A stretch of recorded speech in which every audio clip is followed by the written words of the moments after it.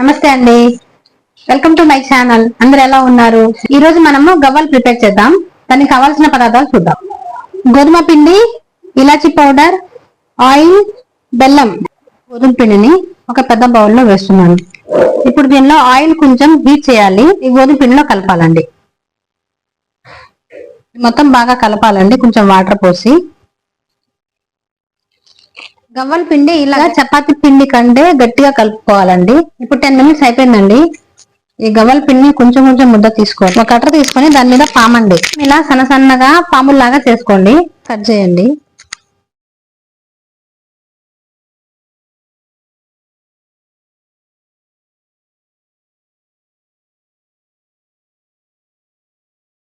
ఇది గవ్వల పీట అండి. దీని మీద ఇలా రుద్దండి.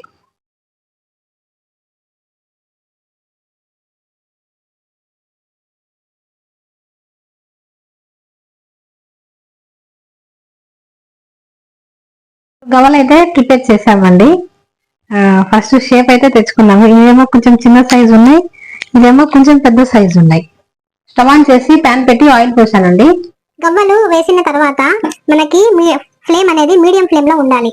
హై ఫ్లేమ్ లో ఉంటే గవ్వలు పైన కలర్ వస్తుంది, లోపల ఉడకదు. ఆయిల్ హీట్ అయిందండి, గవ్వలు వేసుకున్నాము.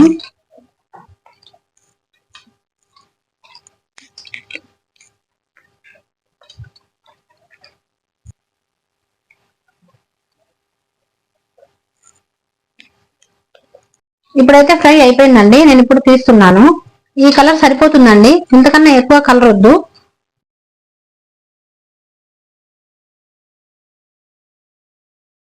సెకండ్ ట్రిప్ వేస్తున్నానండి.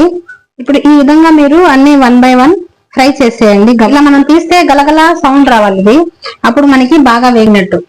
కొంచెం మీడియం ఫ్లేమ్ లో పెట్టి గవ్వల్ని ఫ్రై చేయండి, లేకపోతే మొత్తం పిండి పిండి ఉంటుంది. పైన అనేది మనకి కలర్ వస్తుంది. ఇప్పుడు మనకి గవ్వలు అయితే రెడీ అయిపోయినాయండి. మనం పాకం పెట్టుకున్నాం. ఇప్పుడు ప్యాన్ పెట్టి కొంచెం వాటర్ పోసుకోండి. హాఫ్ గ్లాస్ వాటర్ పోసి ఈ బెల్లం దానిలో వేసేయండి. బెల్లం అంతా బాగా కలిసేలా కలపండి. బెల్లం అంతా బాగా కలిసాక మనకి తీగ పాకం స్ట్రక్చర్ రావాలండి. ఇప్పుడు చూడండి, ఒకసారి వేలికి పట్టుకొని చూస్తే మనకి 2 వేళ్ల మధ్య తీగలాగా సాగాలి. ఇలా వస్తే మనకి పాకం రెడీ అయినట్లు. ఇప్పుడు ఈ పాకంలో కొంచెం ఇలాచి పౌడర్ వేసింది. నేను షుగర్ లో కలిపి ఇలాచీని మిక్సీ పట్టి వేశాను. ఇలా రెడీ అయిన పాకాన్ని గవ్వల్లోకి మీకు సరిపడినంత పాకాన్ని పోసుకొని బాగా కలపండి. ఇప్పుడు మీకు గవ్వలు రెడీ అయ్యాయండి. దీన్ని మీరు సర్వింగ్ బౌల్లోకి తీసుకోండి. రెసిపీ అయితే ఇదండి. ఇది గోధుమ పిండి గవ్వలు. పిల్లలకి పెట్టాలనుకుంటే మీరు ఇంట్లో మ్యాక్సిమం గోధుమ పిండి ప్రిఫర్ చేయండి. మైదా పిండి హెల్త్కి అంత మంచిది కాదు.